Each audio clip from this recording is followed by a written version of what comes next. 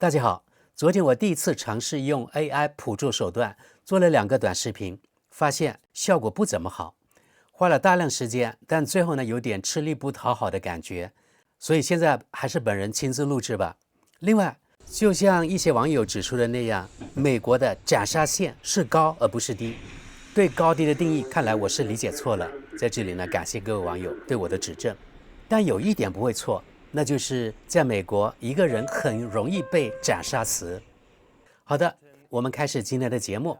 我敢說任何一位沒有到過中國的西方人，第一次去中國時，絕對被震撼到啞口無言。這一規律又得到了認證。油管上有一位德國柏林的小哥叫羅賓，此人是電動汽車發燒友，關注電動出行、未來交通和可再生能源。他大方地承認，在電動出行方面，中國已領先數年。最近他去了一次中國，到過廣州，他就站在廣州某一大街邊，看到絡繹不絕的車流，感到特別驚訝。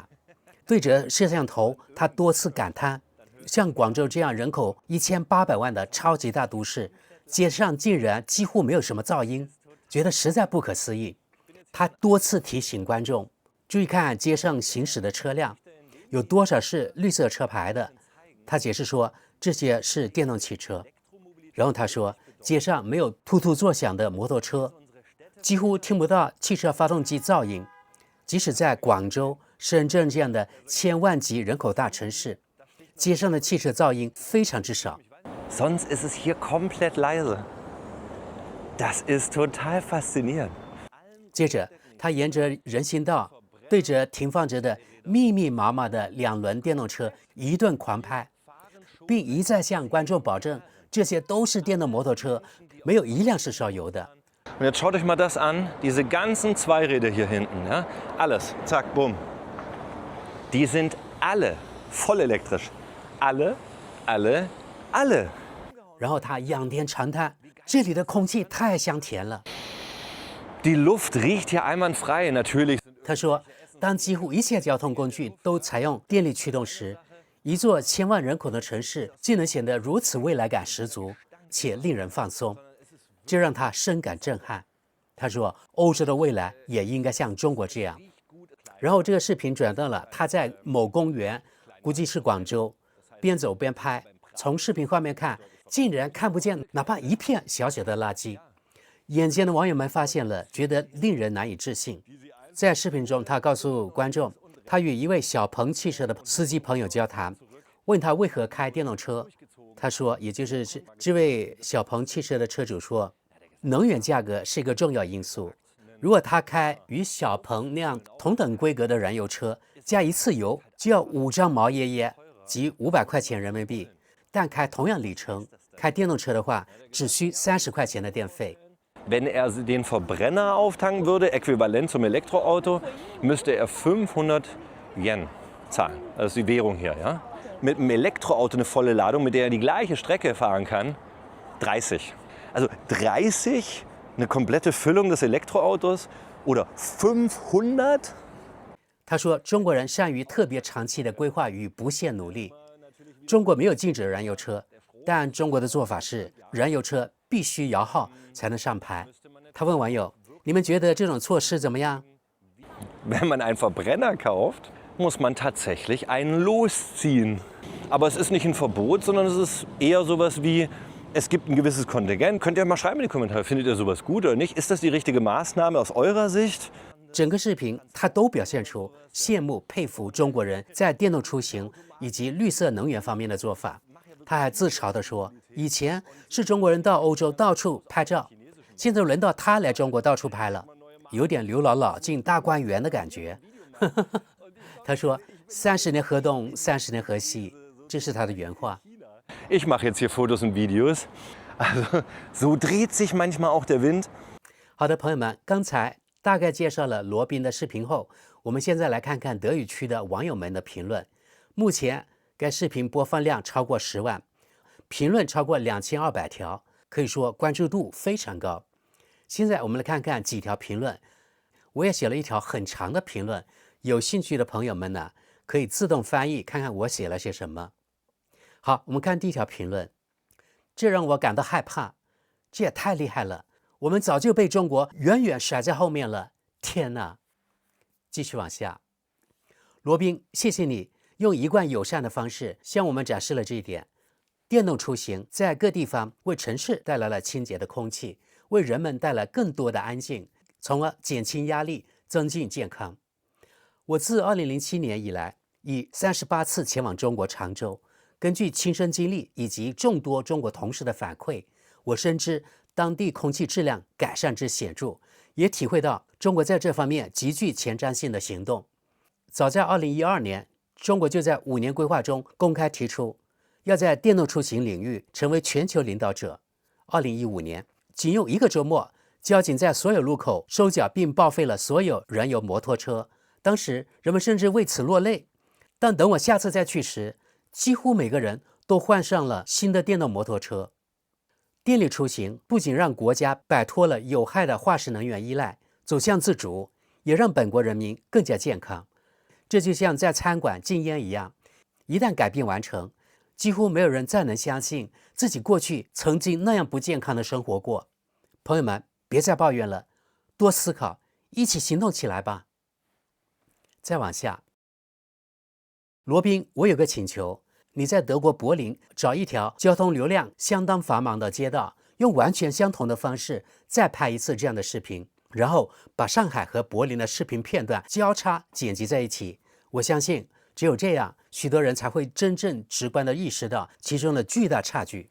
今年年初，我正好也在上海，和你有着一模一樣的體驗。我當時心想，德國人根本還沒聽懂時代的信號。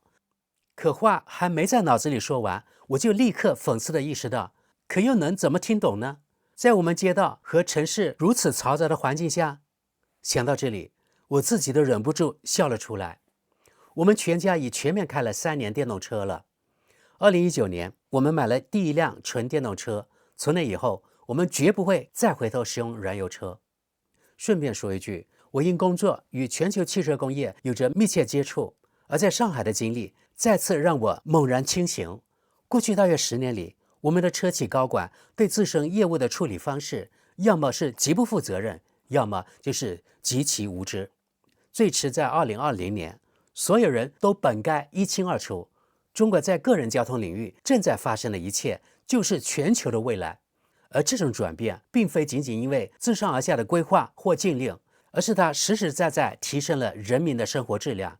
也因為內燃機會讓民眾吸入廢氣。下一則，中國人不空談，只實幹，而這正是關鍵所在。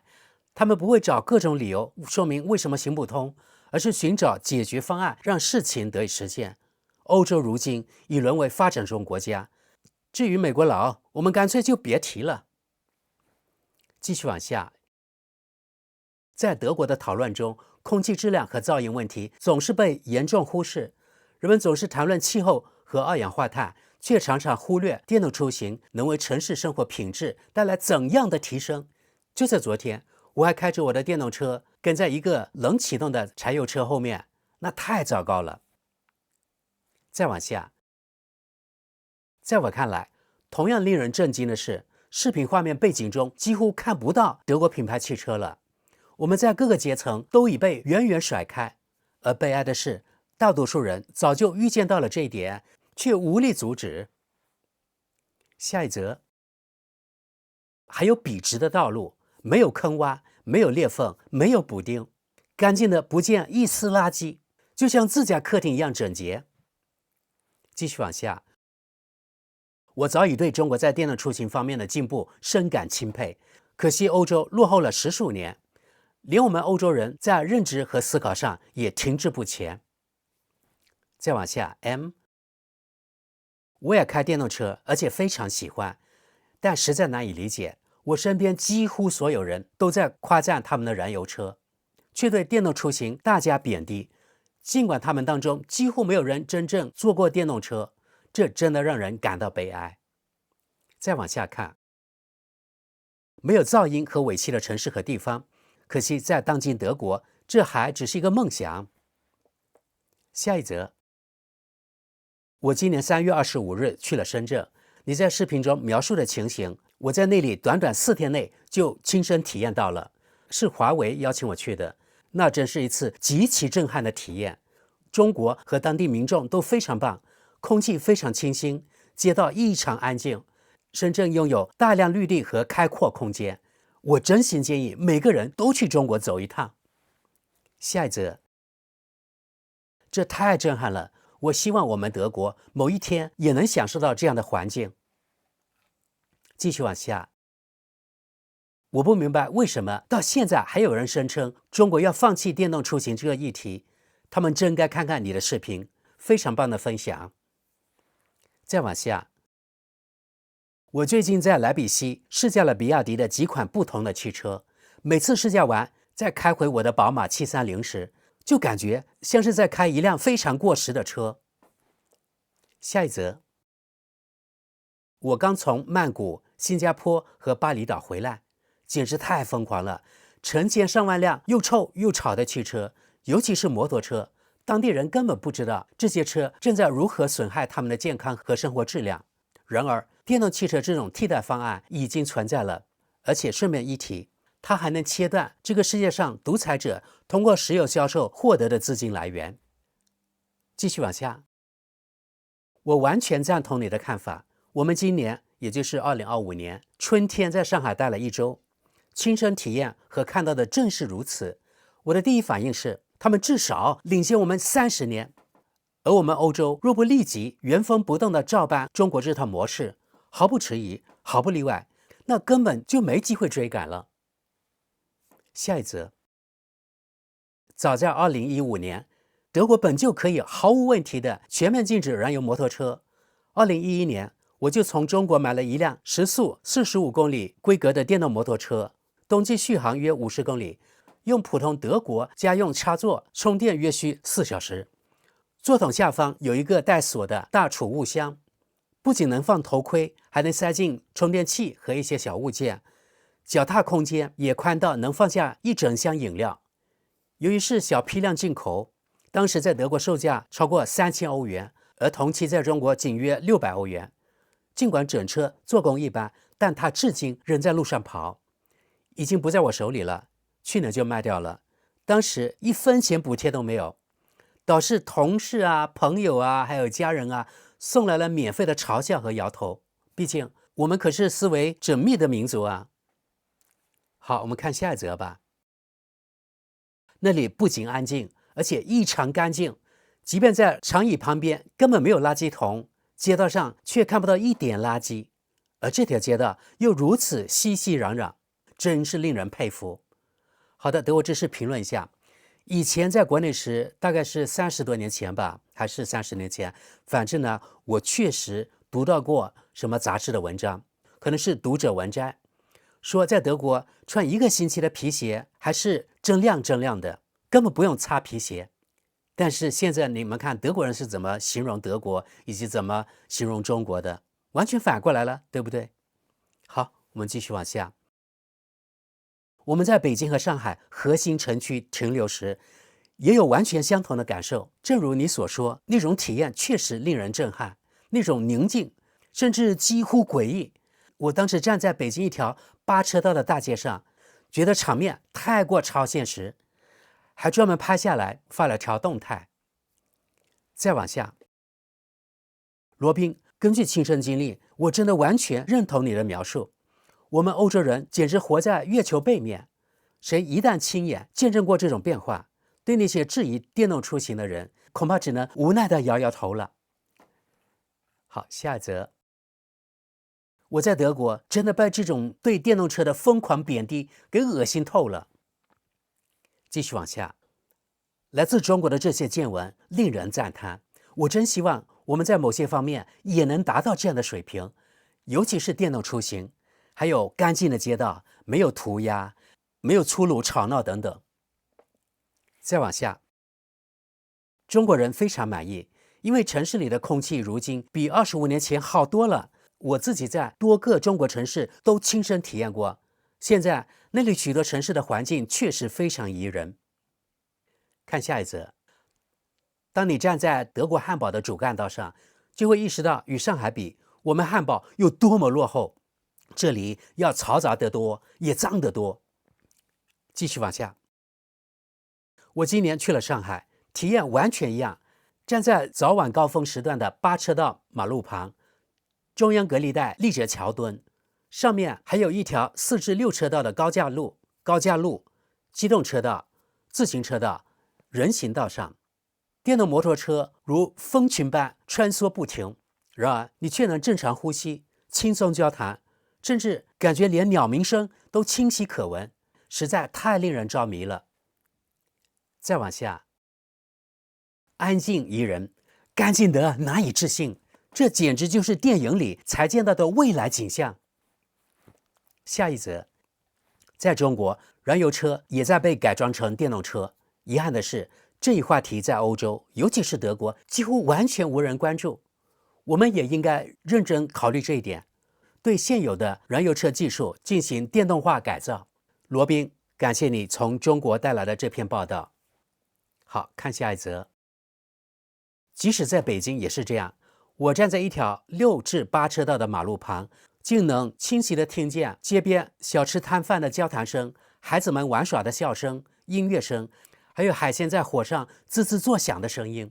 無論我走到中國的哪個地方，都能感受到這種美妙的氛圍，非常放鬆，甚至能緩解焦慮。安全性和人民的友善程度也同樣令人安心。繼續往下。不僅安靜，而且連人行道都如此寬闊、翠綠、整潔、美不勝收。當中國的發展日新月異地推進時，我們卻深陷混亂之中。這樣的狀況還能持續多久？再往下，完全同意，非常棒的視頻。我認為在德國，媒體尤其是圖片報造成了很大破壞。在施普林格傳媒集團旗下，化石能源游說勢力掌握着話語權。我開電動車已經快10年了，再也不想開其他類型的車了。下一則，我們今年早春去了西安，入住酒店時被告知沒有空調，但如有需要可以打開窗戶。起初我們非常震驚，在市中心過夜還開着窗，這在其他任何亞洲大城市都是不可想象的。然而實際情況卻出乎意料。除了偶爾的喇叭聲，幾乎完全安靜。那一晚睡得特別舒適。好，繼續往下。中國在這方面做得非常好，而且非常堅定，應當成為我們的榜樣。繼續往下。我可以證實，我最近也去了北京、上海、西安和重慶，到處都乾淨、安靜，而且沒有霧霾。咱們繼續往下。你簡直太懂我的心了，這真是一個非常棒的視頻。我最近也去了蘇州和上海，完全可以證實你所說的，那裡異常安靜，空氣很好，所有電動摩托車都超級安靜，有些車看起來甚至像老舊的破鐵皮箱，但全都是電動的。我也同樣感到震撼，他們至少比我們領先10年，而且很明顯，中國這套做法是行得通的，沒人擔心續航里程之類的問題。這一切還發生在人口密集、地域廣闊的人口千萬級大都市裡，只要有決心，就一定能做到。而在德國，那些吵得要命的燃油摩托車卻還在你耳邊呼嘯而過。再往下，太諷刺了，德國人居然要專門跑去中國，才能對技術感到震撼，這本身就說明了一切。下一則，在上海，我完全被震撼了，那種寧靜、超強的交通流動性，還有用支付寶 APP 幾乎無處不在，都能無縫完成各種操作的便利性，這簡直是一個截然不同的世界，而且遠遠領先於世界上大多數國家。繼續往下，非常有意思，當社會和政策制定者達成共識時，竟能實現如此成就，而這種果斷的決策正是歐洲，尤其是德國所缺失的。如今這裡的一切都陷入無休止的爭論之中。再往下，我每年去一次江蘇的鹽城和上海，敢說當地90%的車輛都是電動車，而且確實非常安靜，除了偶爾的喇叭聲。德國明顯落後了，那裡所有摩托車都換成了電動的。出租車和公交車也100%電動化。總的來說，我覺得全世界其實都可以從中國學到很多，而不是一味散布錯誤的偏見。我每次去都感到非常愉快，完全不覺得受限，當地人也超級友善，好相處。再往下，我上一次去北京是2019年，簡直難以置信，那時候就已經非常安靜了。親身經歷之後，真的讓人難以置信，顛覆了我的認知。繼續往下看，這些畫面讓我立刻想起大約10年前那位傳奇的德國特斯拉電動車博主馬庫斯在深圳拍攝的視頻。那時的深圳就已經有超過15000輛電動公交車，出租車幾乎全是電動的，街頭也早已看不到燃油摩托車了。他當時就和你今天一樣，異口同聲地說，在這片安靜的不可思議的深井中，你幾乎不敢相信自己正身處一座1000萬級人口的大都市，而且空氣質量也已顯著改善。所以對我們來說，這其實並非什麼新鮮事。當然，如今你視頻中展示的電動車密度又更上了一層樓，這也算給德國要獨自拯救世界這種說法畫上了一個注腳了吧？下一則，每次環顧德國，看到我們這裡有多落後，就讓我非常惱火。我在中國待了2年多，現在正盡一切努力想再回去。那裡的生活質量簡直是一流的，而相比之下，我們還活在石器時代。就連襄陽、荊州這樣非一線城市的電動出行，也在不斷快速推進。再往下看，中國人一旦選定一條道路，就會堅定不移地走下去，而不是像我們這樣反覆搖擺。他們追求的是對技術的堅持，而非技術開放性。希望歐洲有朝一日也能做到這一點。再往下，我3周前剛去過廣州，完全能證實這一點。平時可能覺得燃油車其實也挺安靜的，但事實根本不是這樣。電動化帶來的安靜感簡直令人難以置信的舒適。而且我可是個喜歡大排量、高嗓門汽車的人，就連我都這麼覺得。此外，空氣質量也明顯比德國好得多。只有一點需要糾正，插電式混合動力車在中國也能拿到綠色牌照。另外，目前燃油車的銷量占比大概還有將近50%，但呈持續下降趨勢。剩下的市場份額基本由純電動車和插電混動增程式電動車平分。也就是說，純電動車今年或去年大約占了新車銷量的25%。至於那些燃油車到底都賣到了哪去了，我就真不清楚了。看下一則，為什麼一個面向未來的德國人卻感覺自己活在發展中國家？下一則，曾幾何時，中國確實向我們學習過，而他們在高端乃至尖端技術方面，顯然已經認真完成了自己的作業。對此，我深表敬意。如今，在電動出行的發展上，我不得不認為歐洲，尤其是德國，顯得相當遲鈍。市場上仍舊樂此不疲地把舊瓶裝進新酒，再貼上豪華標籤，高價出售。真正的技術變革與轉型一再被錯失，而一旦情況不妙，相關企業和遊說團體又立刻伸手向國家要補貼。德國及其所謂的豪華車企還能否及時扭轉局面？畢竟如今別人已經做得一樣好，甚至更好了。感謝你帶來這個令人發人深省的視頻。順便提一句，我們今年就要結束長達10年的日系大型全混動車型使用，轉而換購一輛亞洲制造的純電動車。好，咱們看最後一條評論。剛看完你的視頻，我完全被震撼了。在開頭幾分鐘，你站在廣州街頭時，我甚至下意識地仔細聽有沒有發動機的聲音，結果什麼都沒有。這實在太驚人了，再次清晰地展示了中國在電動出行領域領先我們有多遠。當我們的政客嘴上高喊對技術持開放態度，實際卻仍在執着於燃油車時，廣州的街頭卻連一絲發動機噪音都聽不到。感謝你向我們展示了當一座大城市的所有車輛都變成電動之後的真實景象，以及它如何切實提升生活品質。最令人着迷的是，當你穿行在這座城市中，幾乎完全聽不到車輛馬達的噪音，除了偶爾有電動車按下喇叭。我真心希望所有反對電動車的人也能看看這個視頻，或許看完之後，他們對電動出行也能多一份理解，少一份偏見。好的，朋友們，也以這個人的這條評論來結束咱們今天的節目。不僅對電動出行多一份理解，少一份偏見，也希望呢，讓德國人對中國少一份偏見。朋友們，你們怎麼看呢？請踴躍留言，謝謝大家，我們下期見。